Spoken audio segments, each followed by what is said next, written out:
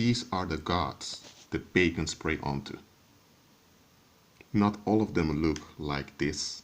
Some of them still look a bit like their former shape when they were still in a natural state in the heavens. Because remember, not all the banned beings from the heavens became involved in vampirism. It's only a very small minority of the heavenly vessels that did this. But those that did it became involved in vampirism. They contracted hundreds of diseases, and this was left of them. Now, some of these are artist renditions, I know, but you also have you also have images from spirit photography. I'm not going to show them way too long because I don't want to give these guys so much attention, but just want to show you this is what has become of them. Does this look like a creature you can trust? Does this look like a creature you would want to be involved with? No, absolutely not. What can you learn from such an entity who wasted themselves completely? They forfeited trust in the Most High. They became liars, thieves, murderers, vampires, fornicators, involved in bestiality, pedosexuality, homosexuality, and all of those things. They wasted themselves and they became reprobates. They're now campaigning for the right of their hybrid offspring to be counted to the same level as a human race. It will never happen, but that's what they're doing. They feel sorry for themselves, like all narcissistic psychopaths do. And they want you to feel sorry for them also. That's why they want to draw you away from Christ into the lake of fire together with them, to have an internal pity party, being angry for what they've lost. This is what I want to tell you. Listen to me. If you have anyone who wants to walk out of your life without any proper reason, if they don't have a proper nor good reason for walking out of your life and they want to walk, let them walk. The Most High didn't chase after these heavenly princes when they wanted to walk out. They walked out. They became narcissistic, they became narcissists, they became reprobates, and they later wanted to transfer that waste into the heavens. The Most High said, no, not going to happen. They already destroyed the earth, caused a lot of suffering, a lot of destruction, but they didn't care. They were only into their own relief. Well, those beings are now in a state of decay permanently, but they're immortal, so the decay will go on and on and on.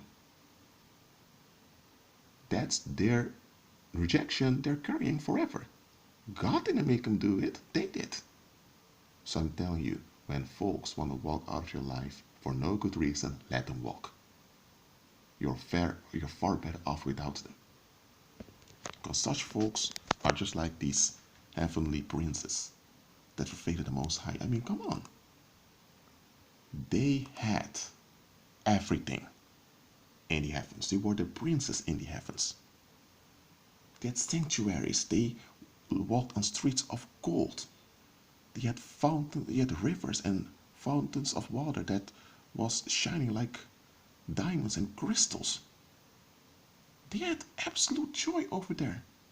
And they had many privileges, but they forfeited it all because they didn't trust the Most High. And what have they become? They've become worn out, stinking reprobates that feed off of human fear, that feed off of human energy. They became parasites, feed off of energetic waste. That's what they've become. Now, as interdimensional beings, they can still form a 3D hologram around them and project this into the environment where they appear. So they can still pretend to be those men, they can still pretend to be those heavenly princes, but they're not anymore. But they can still deceive people in doing so. And many pagans are deceived because these are the gods the pagans pray unto. Now, some of them do look a bit more like they used to, but still they're all parasites. That's what they are. That is what they all are. So if you're a pagan watching this, these are the entities you're bringing onto. This, as far as I can see, is an artist's rendition, but just look at it. Where's their glory? Where's their happiness? Where's their joy? It's all gone. Angry, stinking parasites. That's what they are. And they feel bad for themselves, and they want you to join their pity party at your own expense.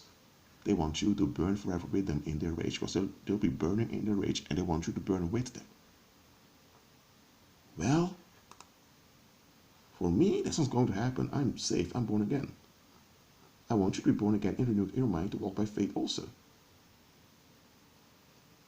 Seriously, folks, this is what pagans are preying onto.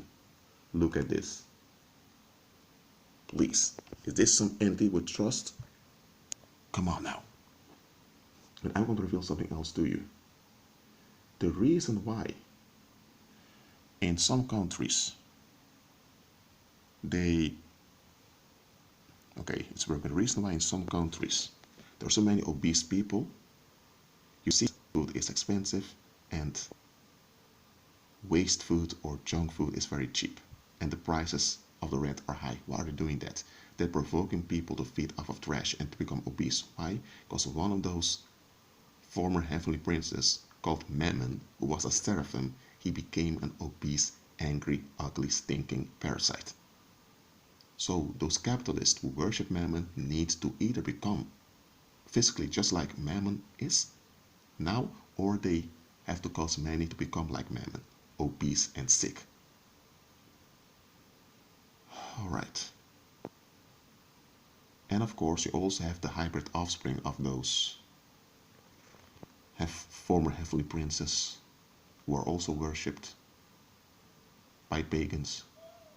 Just know that when you don't pray to the Heavenly Father in line with Christ, then this is what you're left with. I'm being frank. Suddenly I'm making this video and someone is screaming drunk outside, trying to distract me. Not going to happen. My computer crashed today. I had to restart it and reinstall Windows. I'm still recording this. So, again, what can you learn from these entities? What value do they add to you? But these are the entities the pagan rulers of the world adhere unto. These are their heroes. And Apollo, who is a Nephilim, fathered by Satan himself, is their king. Follow Christ, folks. Please, follow him. Be at peace.